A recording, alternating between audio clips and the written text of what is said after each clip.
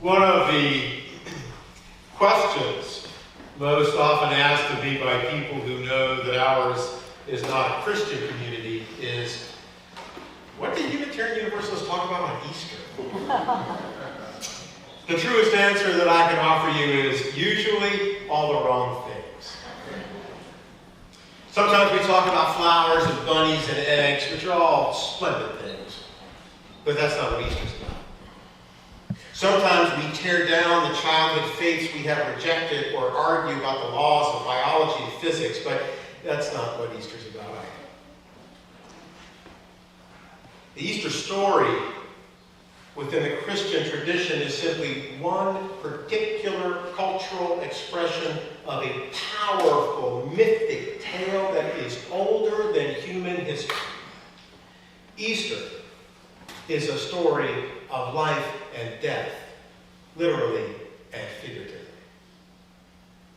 Now, it's no coincidence that the Jewish observance of Passover and the Christian celebration of Easter frequently overlap as they do this year, because, as Reverend Judy explained to us in our story earlier,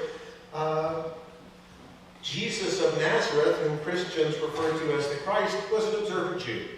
Jesus' life is understood differently by different people. Some people believe that Jesus was God. Other people believe that Jesus was a great and special religious teacher, but a human being like the rest of us. As Unitarian Universalists, we believe that Jesus was fully human. We honor his memory and remember the powerful message of peace, love, mercy, and justice that he preached to his followers. So this is the story of Jesus. He was born in a common family in what is now Israel 2,000 years ago. He began preaching a religious message as a young man of 30. He gathered a large group of followers through the power of his teaching and gained a reputation as a man who knew the Hebrew Scripture very well and could heal sick people. People began to think that Jesus was the Savior of the Jewish people who was going to liberate them from Roman military occupation and introduce a new age of peace and justice in the land of Israel. After establishing his reputation in the land of Galilee and the northern part of Israel, he went to Jerusalem to celebrate the Jewish holiday of Passover. While there, he caused a commotion at the temple and had a disagreement with some of the most powerful religious leaders in the country. These leaders conspired to have Jesus arrested, and after he held a Passover Seder with his friends, Jesus was taken prisoner by the Roman army, which controlled Jerusalem at the time. He was tried for blasphemy by a Jewish religious court, and his conviction was upheld by the Roman governor of the province, after which he was executed on a cross, a common Roman punishment for criminals and rebels.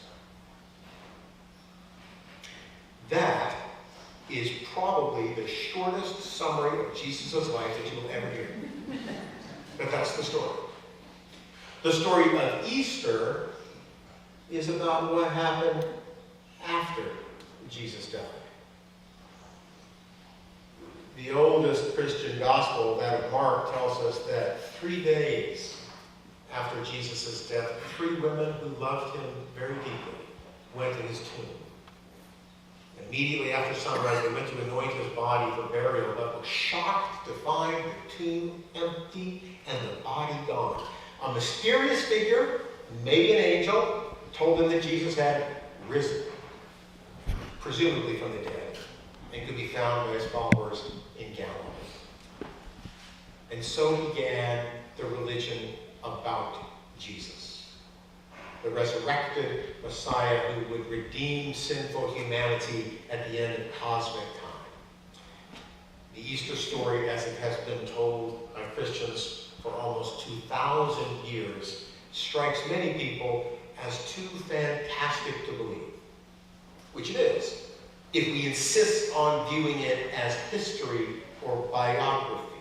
However, if we can read it as a mythic story about our human condition and our human potential, then it takes on a whole different meaning, and it is, in fact, quite meaningful.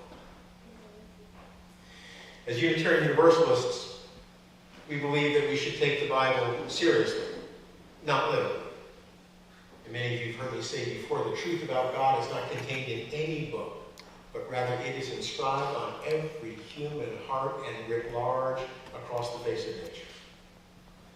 If you want to experience God, then look within yourself deeply, which is what prayer and meditation is all about, and look around you for the wonder and splendor of this fantastic, amazing creation of which we are a part. We believe that God works through the laws of nature and physics. So once Jesus died, his body didn't come back to life. But the Easter story is speaking to a deeper truth about nature and human nature. And part of that truth is on display all around us, because it's springtime and nature is returning to life after the cold, dark of winter. Winter is hard. Literally, the ground freezes. The days are short. It's cold. It's gloomy. But inside that cold, dark season, life is waiting to burst forth. And so it does. And it bursts forth in a way that requires death before life can come forth. The seed that contained within it the hidden potential to become a beautiful flower, a fruitful plant, or a mighty tree is tiny. It's a tiny seed. And that seed, in coming to life, is entirely lost. Literally. Think about the grain of wheat. We heard, as part of our prelude, now the green blade rises. Imagine a little seed of wheat falling into the ground, and the husk falls off and dies. The seed literally has to crack open, blow apart, before that shoot can come up. Life demands death for it to come forth in nature. And maybe in human nature, too. But I'll talk about that in a moment. The seed dies as the plant comes to life. And in that plant that grows out of the dead seed is the potential for the fruit which will bear a new generation of seeds into the ground in the endless cycle of birth and death and rebirth. This is the wondrous cycle of life of which we are a part. And the Easter story, as with so many mythic religious tales, is rooted in the ancient human awareness that transformation and life are emerging from death. That is, in fact, part of nature. So this morning, we have a ritual into which I invite you. I call it the Communion of Hope, and we're going to share together in a life-affirming ritual. In just a moment, I'm going to ask each of you to come forward, young and old, come forward down the center of the aisle. We'll move our equipment so people can make their way forward, and come up to the tables where you will find baskets of flower bulbs. Take a flower bulb and go back to your seat. If you look at these bulbs look dry. They look almost dead. However, each one of these bulbs holds within it the promise of life in the form of a beautiful flower. And if you take this bulb and you plant it beneath the surface of the earth, the bulb will be transformed. It needs the cool, dark soil around it and the warm sunlight above it to come to life. And if we are faithful in our planting and patient in our waiting, then we will see that some things buried in the ground do come back to life, offering beauty, hope, and inspiration to the world. And this is the message of our spiritual life as well. There are dark times in our lives, but they can contain the seeds for tomorrow's growth and beauty and wonder. And we must tend our spirits, hopefully and patiently, and have faith that new growth can and will appear within us. And when it does, it will be beautiful to us and a blessing upon the world. So I ask that you come forward, select a bulb for yourself, and return to your seats. If you don't wish to take the bulb home with you, we'll make provision for you to leave it here, and it can be planted elsewhere for you. So let us receive this communion of hope. And after We've all selected a flower and returned a bulb and returned to your seat. We'll continue with the service. So let me share a couple of things with you. First of all, these are gladiola bulbs. So if you want to plant them, you should put them, this is the bottom, and the pointy part is the top. You should plant them about 6 inches deep. They like full sun, and if you plant them now, they will probably blossom around July sometime. If you want them to blossom every year, then you really need to dig them up and hide them in the house through the winter. They don't do so well in the cold ground of New Jersey. But if you dig them up and save them, they'll blossom every year. And they'll be all sorts of different colors, no telling what yours is. If you go to my Facebook page, Rev. Justin Osterman, you'll see a gladiola, which is in fact an Easter gladiola. But you know, Easter isn't really about plants at all, much as we love flowers. You look at this, and it looks dead. It looks lifeless. It looks like nothing good could ever come from this. You know, sometimes human lives are like that too. Sometimes human lives appear, even to the person who's leading it, that there is no real future, no real possibility. Sometimes people live inside tombs of their own construction. Easter is about freedom. Easter is about belief that life insists on itself. Easter is about the possibility that a life that seemed over can in fact come back and be born again in all sorts of strength and beauty that was never imagined before. You know, sometimes our mind becomes our own tomb. Sometimes our mind constricts us. Sometimes our mind is full of all sorts of unhelpful ways of thinking.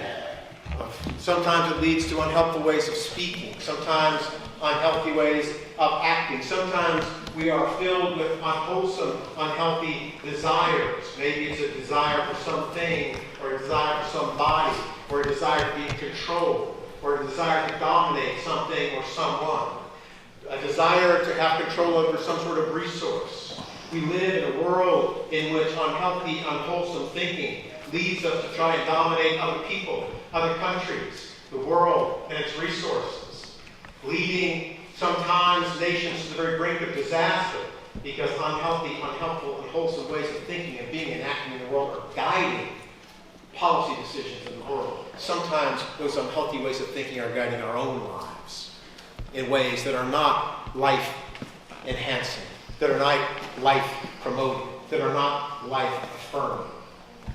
Now for us, as individuals, the question is our way of thinking and speaking and being in the world promoting life? Is it enhancing life? Is it setting us free to live life in all of its fullness? Or are we living in a tomb of our own construction, wondering why life never gets any better because no light's getting in and no light's getting out? The light is inside us already. It is that light that we are trying to have break forth and illuminate the world. Sometimes we don't see it. Sometimes we don't believe it. Easter is about unlocking the light inside ourselves so that we can be renewed, reborn, maybe even resurrected from a life that seemed more like death than anything truly promising and full of potential. And I know about that. I know about that. I didn't come here to give you a lesson on horticulture. I didn't come here to give you a lesson about religious culture. I came here to testify to Easter. I came here to bear witness to Easter because, brothers and sisters, I have lived in a tomb. I have lived in that dark place inside my own mind, and I am here to tell you that I have been set free. Not by my own will alone, only ever by the grace of God. However you understand your God, you know, God's not to be explained, God's to be experienced. And that's what Easter is about. Easter is about an experience of the holy, setting us free to live life in all its fullness and richness and abundance. And I have had that experience. You know, I used to spend a lot of time praying to the God of my understanding for all the things that I wanted. No, I didn't pray for cars and houses and things that some people do. I didn't pray for money. I prayed for how I thought I wanted to be in the world. Humble, patient, positive, gentle, peaceful, strong, understanding, accepting, and forgiving. All these virtues that I wanted to have more of in my life. And I realized that I was just telling God what to do. And I realized that the only way for me to be free was for things in me to start dying. Yeah. That's the story of Easter. Some things inside us need to die so that life in all of its richness and abundance can break forth. And then I had to change my life so that I began to focus on that which I needed to have die in me. And the first thing that needed to die was fear. And the second thing that needed to die was anger, because these are the two great spiritual toxins in our lives. Those two things had to die in me for me to have life abundant. Then I realized that my arrogance and pride, they needed to die too. Those two things needed to go away. Then I realized that my desire to be perfect, that had to die too. And then I realized, which all the great religious teaching tells us, is what really needed to die was my ego. I had to eliminate my selfishness. I had to learn to live differently, to think differently, to speak differently, to live differently, to have life abundant. And what I found is that as I asked for those things to be taken away, my life changed. You know, our men's group hosted a visit from the local Muslim men's group. They came over here, had a wonderful morning. Islam has something to teach us as Unitarian Universalists. Because Islam, that word means submission or surrender. We don't spend a lot of time as Unitarian Universalists talking about surrender or submission. We're more interested in self-promotion and individualism. But you know, the secret to Easter is to surrender the things that are holding us back, to ask that the obstacles in our lives be removed, so that that germ, that seed of power and beauty and potential can burst forth from us. Because it's inside us already. It's just a matter of making way for the Spirit to flower forth in all of its fullness. And I have had that experience. I know what that's like. I'm here to bear witness. It wasn't until I could do that that I finally became who I am. And brothers and sisters, who I am is just an Osterman, Easter man. I have had that experience in my life, and it changed my life forever. I want that for you. You don't have to change your name. Just change your way of thinking, and speaking, and being in life. And you too can have life rich, abundant, more beautiful than you ever imagined. And I think in my heart of hearts that's what we all come here for, hoping that there is a way forward, that we can have that, and there is a way. And we're in the right place, and we're doing it together. And if the world were full of more people who were prepared to set things down, then what would be lifted up is the Spirit, His love, His justice, His peace, His mercy, is everything that we hold dear and precious as people of faith. Let's go out on this Easter Sunday morning. Let's be models for the world.